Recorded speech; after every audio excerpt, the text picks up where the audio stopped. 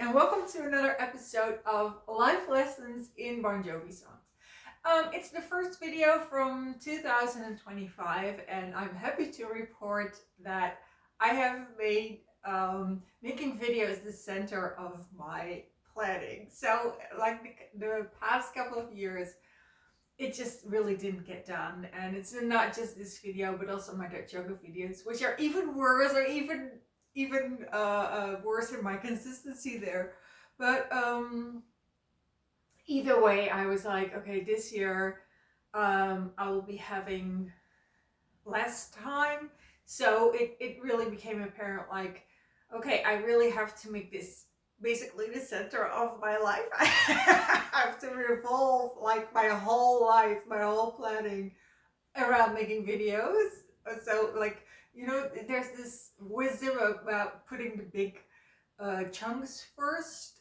The idea of, if you have a bucket, you have to put the big rocks in first, and then the smaller rocks, and then the sand, and then you can still add beer. And then somebody asks, yeah, but why the beer? And then the professor says, well, there's always room for beer, or for having a beer with your friends. So these are my big rocks, and I put the big rocks in. So I do expect to be more consistent in 2025. Um, we're at their big album, Slippery When Wet. I have a couple of things here that are related to that album. I will not be having that for the upcoming album, so let's enjoy it. This is the music from Slippery When Wet. This is a book about how the album was created. This is the cassette, like the original cassette I really got in, I think it must have been in 1987. And the album on CD, which I bought recently, 2019, I think.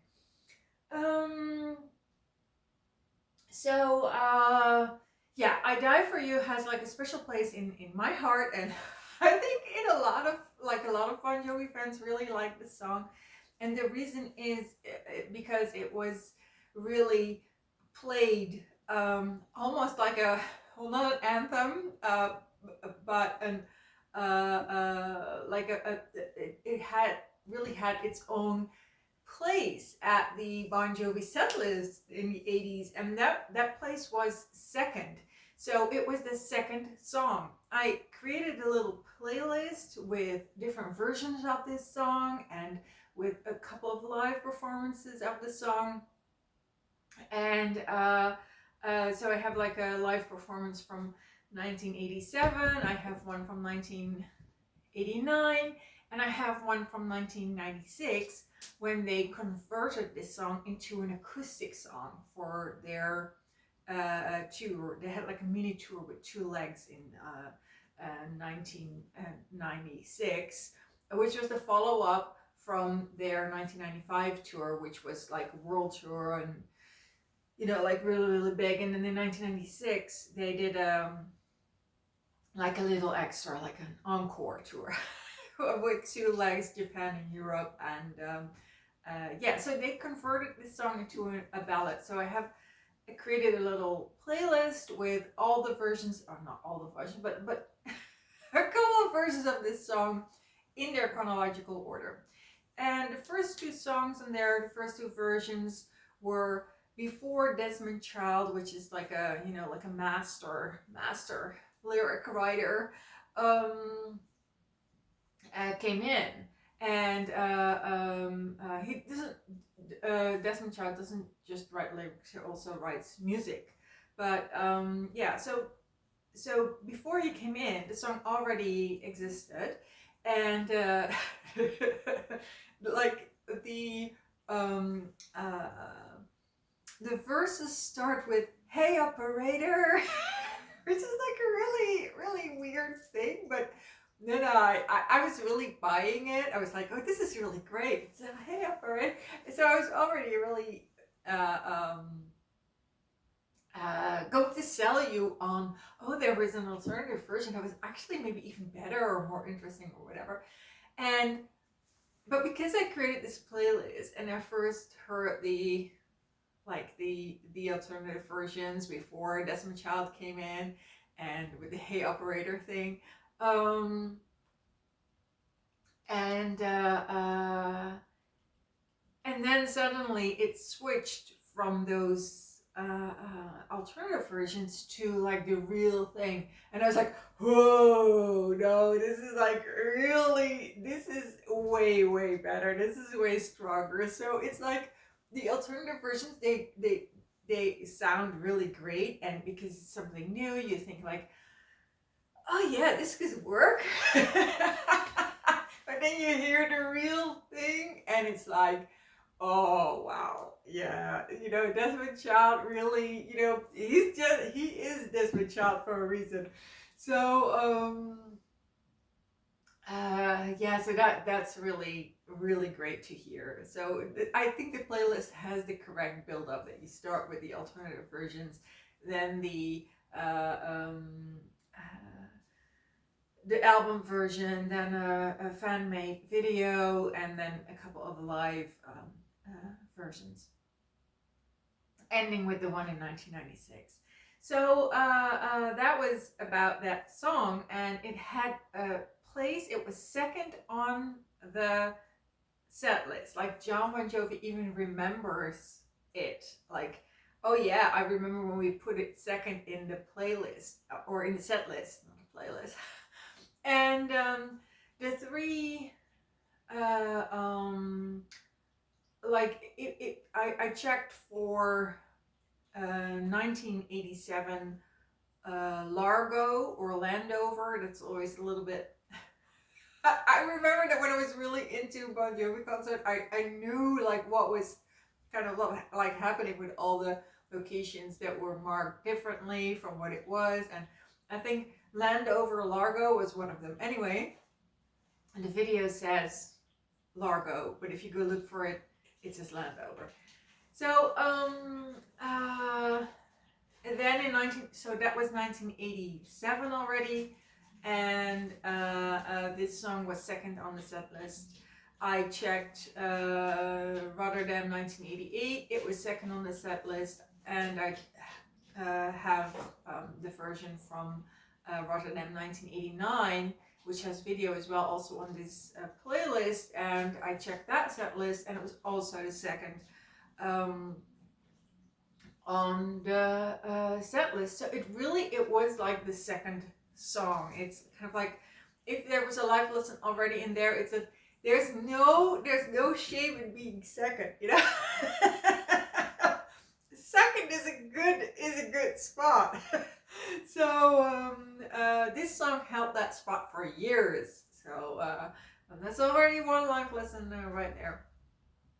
And if you go listen to the lyrics, the alternative lyrics versus the ones that became the song, is that the lyrics it has now is it is very intimate, it's very personal, it's very in the vein of the Tommy and Gina thing, where the chorus is basically the chorus from Living on a Prayer, Tommy and Gina, is very much, it's very intimate, it's about you and me.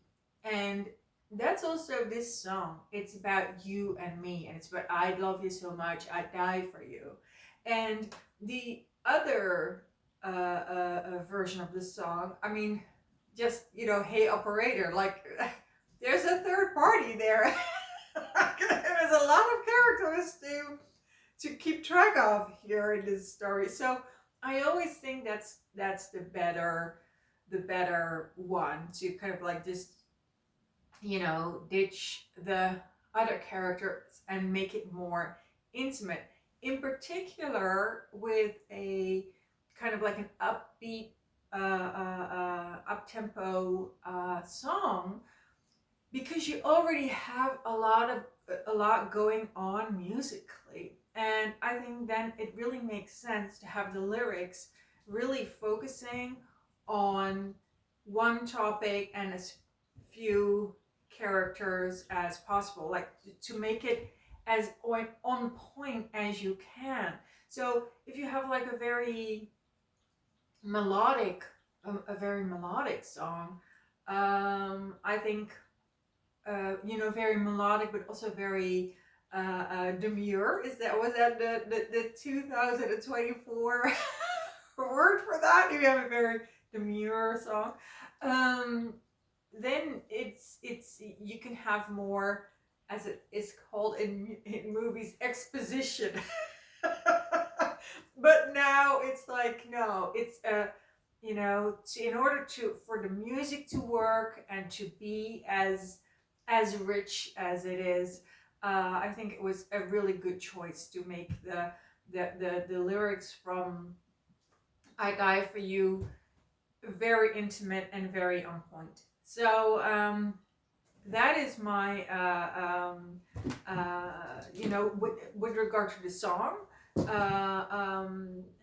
and their live performances, what I have to say about it. But I almost forgot the biggest forte of this song when played live, and that is that Jon Bon Jovi plays electric guitar in this song. So like that first spot, you would have Jon Bon Jovi, the first spot in the set list, Jon Bon Jovi without a guitar, and then he would like pick up his guitar and come back, and you would have the bass guitar, and you have a Ritchie Sambora guitar, and you also have Jon Bon Jovi on guitar, and they would actually play together, like Jon Bon Jovi and Ritchie Sambora would really play together, like like shoulder to shoulder on their guitar. So the double electric guitar in this song is really what really kicks, it really kicks in in the live performances. And in 2018, they started, or the This House Is Not For Sale tour started, and Jon Bon Jovi was already struggling with his voice, and that was really the moment. I'm sorry. That was really the moment. I immediately started struggling with my voice just mentioning this subject. So that was the moment when he no longer did that. So I actually checked that today because I am not knowledgeable about Bon Jovi, really. So I checked with another fan. Thank you very much for giving this information to me. So yeah, he told me that it was 2018 when Jon stopped playing the electric guitar in "I Die for You" in order to focus on his voice. So yeah, that's how it, in a way, ended, which is kind of sad, of course. But I mean, just having voice struggles when you're a singer is sad. So Jon Bon Jovi had an operation and surgery, and from what I've understood is that it's going well. Like, it's really picking up. The recovery is really picking up, and they're planning to go on tour again. And I think, yeah, what would it be? I don't know. If indoor venues, it could be late 2025 or early 2026 for Europe. Yeah, and otherwise 2026 before it would be Europe, in Europe, because these are always like planned way ahead, so there's just no way that they're going to play summer 2025 in Europe. Like, no way, no way. And in America, the same thing would go, I guess.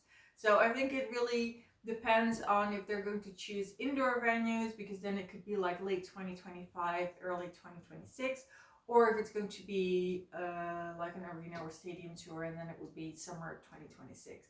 So that's good news. That would be really great if there would be another Bon Jovi tour coming. But then, of course, the question is he going to play electric guitar? And I'd die for you. I would be dying to hear that.